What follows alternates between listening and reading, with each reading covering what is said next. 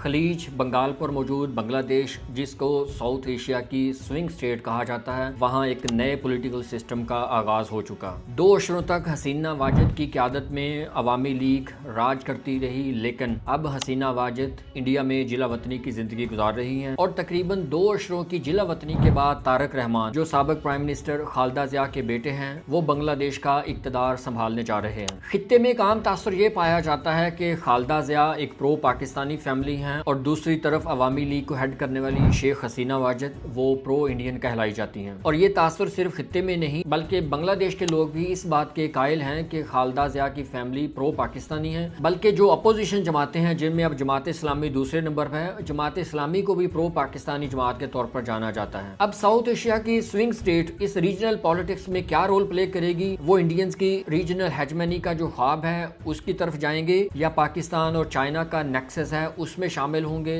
ये तो आने वाला वक्त ही बताएगा। लेकिन हम इस पर एक तज्जिया करने की कोशिश करते हैं। पहली बात तो ये है कि ये सिर्फ एक इलेक्शन नहीं था जिसमें बांग्लादेश नेशनलिस्ट मूवमेंट ने 2/3 अक्सरियत हासिल की, बल्कि यहाँ एक रेफरेंडम भी हुआ था। उस रेफरेंडम में कुछ सवालात थे और उस रेफरेंडम के बाद बांग्लादेश में नई कॉन्स्टिट्यूशनल रिफॉर्म्स होने भी जा रही हैं। इन कॉन्स्टिट्यूशनल रिफॉर्म्स में सबसे इंपॉर्टेंट ये है कि कोई भी शख्स 2 दफा से ज्यादा बांग्लादेश का प्राइम मिनिस्टर नहीं बन सकता। यानी अब आईनी तौर पर शेख हसीना वाजिद कभी भी बांग्लादेश की प्राइम मिनिस्टर नहीं बन सकेगी और साथ ही साथ उनकी जो पार्टी है अवामी लीग, वो भी इस दफ़ा इलेक्शन में हिस्सा नहीं ले सकी और हो सकता है आइंदा कुछ अरसे तक या कुछ सालों तक अवामी लीग को वो पजीराई ना मिले जो उसको पहले हासिल थी। अब अगर वहाँ गवर्नमेंट भी ऐसी आती है और अपोजिशन जमातें भी ऐसी आती हैं जो प्रो पाकिस्तान है या जिनका झुकाव ज़्यादा चाइना की तरफ है और वो इंडिया से दूर रहना चाहते होंगे, तो रीजनल पॉलिटिक्स में एक बहुत बड़ा शिफ्ट आएगा। सबसे पहले हम इंडियन कंसर्न्स पर बात करेंगे। इंडिया का सबसे मेजर कंसर्न सिक्योरिटी है। इंडिया के जो नॉर्थ ईस्ट एरियाज हैं जो बांग्लादेश के करीब समझे जाते हैं, वहाँ कुछ ऐसे मूवमेंट्स हैं जो उन इलाकों में आज़ादी के लिए काम करती हैं, जैसे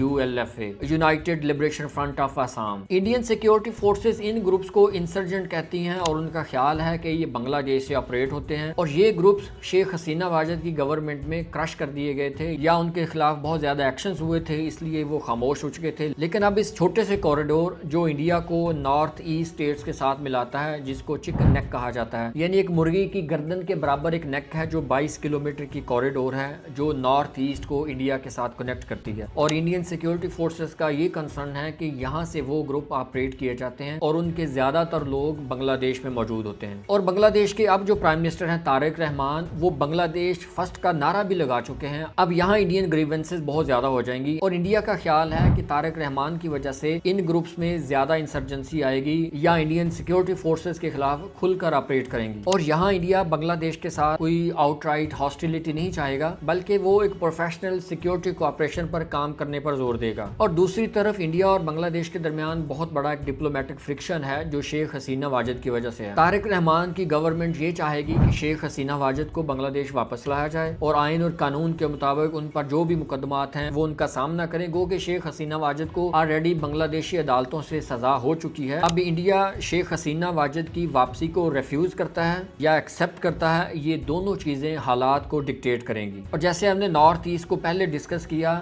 अब उन इलाकों के साथ जो तजारत है या इंडिया का जो ट्रांजिट ट्रेड है वो बांग्लादेश के जरिए जाता है और इंडिया यहाँ पर हैवीली रिलाई करता है बांग्लादेशी रूट्स पर। अब इन रूट्स को अगर यूज करना है तो जाहिर है इंडिया और बांग्लादेश को एक दूसरे के साथ कोऑपरेट करना पड़ेगा, लेकिन ये बांग्लादेश की गवर्नमेंट फैसला करेगी कि इसको किस तरह लेके चलना है। लेकिन इसके साथ साथ एक बहुत ही सीरियस कंसर्न दोनों मुल्कों का है, वो है वाटर डिप्लोमेसी। दोनों मुल्कों के दरमियान गंगास वाटर ट्रीटी साइन हो चुकी है और वो 2026 के एंड तक खत्म हो जाएगी। पानी का इशू दोनों मुल्कों के लिए बहुत ही अहम है और इस ट्रीटी को रीन्यू करना भी दोनों मुल्कों के लिए बहुत जरूरी है, क्योंकि ये एक लाइफ लाइन है और दोनों मुल्क हो सकता है इस एक पॉइंट पर इकट्ठे हो जाएं और इस बातचीत के जरिए बाकी एरियाज में भी कोऑपरेशन बढ़ाएं। और उसके बाद आता है सार्क, यानी साउथ एशिया के ममालिक का एक अलायंस था जो इंडिया की वजह से इनइफेक्टिव हो चुका है और इंडिया चाहता है कि सार्क की बजाय बिम्स्टेक पर काम किया जाए, यानी साउथ एशियन और साउथ ईस्ट एशियन कंट्रीज पर मुश्तमिल एक ऐसा ब्लॉक बलॉक है जिस पर इंडिया ने ज्यादा फोकस किया, और वो सार्क की बजाय इस पर फोकस करना भी चाहता है कि किसी तरह रीजनल पॉलिटिक्स में पाकिस्तान को साइड पर रखा जाए, क्योंकि अगर सार्क की बात की जाए तो पाकिस्तान का रोल वहां होगा और पाकिस्तान के श्रीलंका, नेपाल, बांग्लादेश ऐसे ममालिक के साथ बहुत अच्छे रिलेशनशिप्स हैं, और साथ साथ मालदीव एक ऐसा कंट्री है जो सार्क का हिस्सा है। अब वो भी इंडिया से कुछ फासले पर है,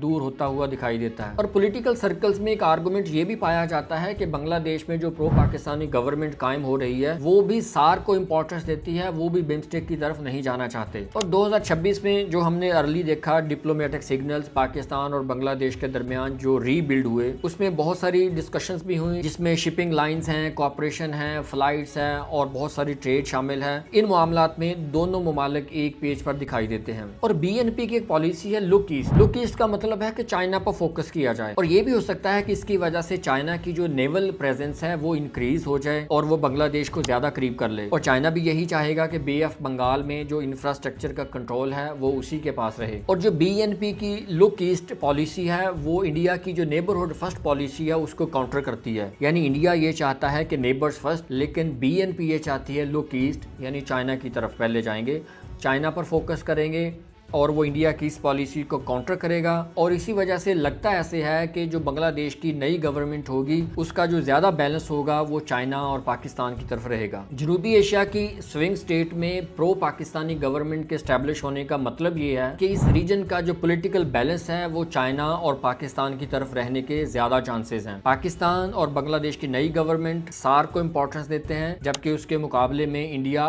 बिम्स्टेक को इंपॉर्टेंस देता है। इसी तरह बांग्लादेश में नई गवर्नमेंट पाकिस्तान और चाइना के नेक्सस पर ज्यादा फोकस करती है, जबकि इंडिया ऐसा नहीं चाहता। लेकिन एक ऐसा पॉइंट है जहां इंडिया और बांग्लादेश का एक दूसरे के साथ रहना, एक दूसरे के साथ कोऑपरेट करना वो बहुत जरूरी दिखाई देता है। वो है गंगाज वाटर ट्रीटी जो 2026 के एंड में खत्म हो जाएगी। अब इस ट्रीटी को रीन्यू किया जाएगा या नहीं ये तो वक्त बताएगा, लेकिन दोनों ममालिक के कंसर्न्स ये हैं कि जो वाटर स्कैर्सिटी आ रही है दोनों ममालिक में और जो क्लाइमेट चेंज आ रहा है वो दोनों ममालिक को इम्पैक्ट करता है। आने वाले चंद दिनों में हालात मजीद क्लियर हो जाएंगे, लेकिन अपेरेंटली लगता यही है कि यहाँ चाइना और पाकिस्तान का नेक्सस प्रीवेल करेगा।